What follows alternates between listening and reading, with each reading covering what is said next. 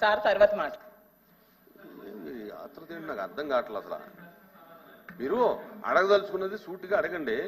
మీరు నిమిషానికి అబద్ధం చేసుకోవద్దు. మంత్రులు నేను అబద్ధం చేసుకోమని అనట్లేదు. నేను చెప్పింది సంబంధిత శాఖ మంత్రి అడిగారు కాబట్టి చెప్పాను, వెరిఫై చేసుకోమని చెప్పాను. అంతేగాని నేనేమే బ్లేమ్ చేశానా? 14 నుంచి 19 వరకు ఎవరు అమ్మారు?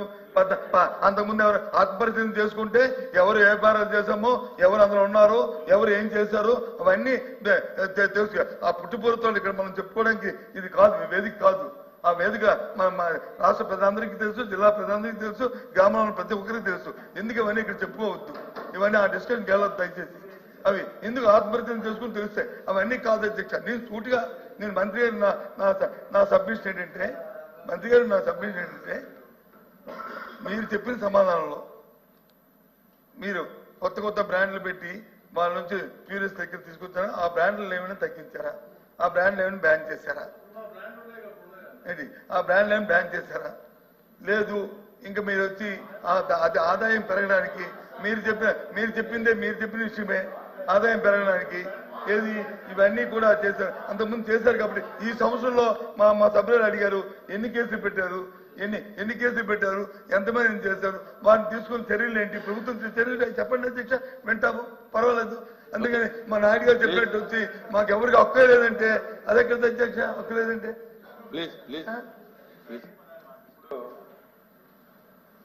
కొద్ది రోజులు కంటిన్యూ జరిగింది అధ్యక్ష. అది కూడా చెప్పాలి, మీ ద్వారా ప్రజలకు కూడా చెప్పాలి. గవర్నమెంట్ పోయేసరికి విపరీతం డబ్బులు కంపెనీలకు ఇచ్చి చాలా స్టాక్స్ అన్ని తెచ్చి పెట్టేశారు అధ్యక్ష. ఇక్కడ ఆ స్టాక్స్ ఏం చేయాలి అధ్యక్ష? స్టాక్స్ అయిపోయిన వరకు అమ్మాలా లేదా మొత్తం అధ్యక్ష సొంత డిస్టిలరీ నుంచి రేపు ప్రభుత్వం వస్తుందో పోతుందో తెలియదని చెప్పి ఇంకొక 7-8 మాసాలకు సరిపోయిన సరుకులన్నీ తెచ్చి ఇక్కడ పడేసి అవన్నీ ఏం చేయమంటారు? అవి కంప్లీట్ అయిన వరకు అన్ని బ్రాండ్స్ ఉన్నాయి అధ్యక్ష. ఇప్పుడు బ్రాండ్స్ అన్ని ఇక్కడ ఉన్నాయి. ప్రతిపక్ష సభ్యులు చెప్పినట్టుగా అధ్యక్ష, ఈ రాష్ట్రంలో అక్కడక్కడ పత్రికల్లో వస్తుంది, టీవీల్లో వస్తుంది, చాలా మంది మా దృష్టికి తెస్తున్నారు ఇలా జరుగుతుందని. మీలా పేపర్లు వస్తే పక్కన పడేయడం లేదు.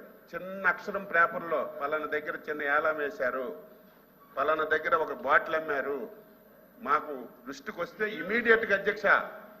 ఇమీడియట్ గా పలానా జిల్లా పలానా మండలంలో ఇలా పేపర్లో వచ్చింది, రైటో రాంగో చూడండి, తప్పుంటే కేసులు పెట్టండి, ఆ బాటిల్ నెంబర్ చూడండి, ఆ బాటిల్ ఏ షాపు నుంచి తెచ్చారో చూడండి, అవసరమైతే వాళ్ళకి ఫైన్ వేయండి, 1-2 సార్లు వినుకోకపోతే షాపు లైసెన్స్ కూడా రద్దు చేయండి అని ముఖ్యమంత్రి గారు స్పష్టంగా అధ్యక్ష, ఎక్కడ దాపరికం లేదు, ఎక్కడ బెల్ట్ షాపులు ఉండడానికి వీలు లేదు అని ముఖ్యమంత్రి గారు పదే చెప్పి దాన్ని అరికట్టాలని ప్రయత్నం చేస్తున్నారు అధ్యక్ష.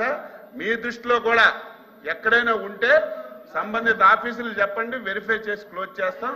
కాబట్టి ఈరోజు అపోజిషన్ లీడర్ గారు అదే సరుకు ఉంది, మొన్నటి వరకు అదే సరుకు ఉంది, మీరు తెచ్చి పడేసిన సరుకు ఏం చేయమంటారు? ఏం చేయాలి? ఇప్పుడు అన్ని బ్రాండ్స్ ఉన్నాయి. నేను అనేది మీకు హక్కు లేదనలేదు, మీకు శాసన మండలిలో మీకు ప్రశ్నించే హక్కు లేదని. ఇలాంటి సబ్జెక్ట్స్ మీద ఒక 4-5 సబ్జెక్ట్స్, లిక్కరు, శాండు, అదేవిధంగా ల్యాండ్, మైన్స్, ఇలా ఒక 5-6 సబ్జెక్ట్స్ మీద మీరు ఎంత తక్కువ మాట్లాడితే అంత గౌరవం ఉంటుందని సలహా ఇచ్చాను తప్ప మాకు ప్రశ్నించే హక్కు లేదని. నేను ఎప్పుడు సీనియర్ సభ్యులను ఎక్కడ ప్రశ్నించే హక్కు ఉంటుంది, మీరు ఎంత తక్కువ మాట్లాడితే అంత మంచిదని మీకు సలహా ఇచ్చాను. చిన్న డౌట్ అధ్యక్ష, ఫైనల్ గా ఇప్పుడు నాణ్యమైన మద్యం అమ్ముతున్నాం అంటున్నారు కదండి అధ్యక్ష, అంటే నాణ్యమైన మద్యం అయితే ఎంతైనా తాగొచ్చా అనేసి నా డౌట్ అధ్యక్ష.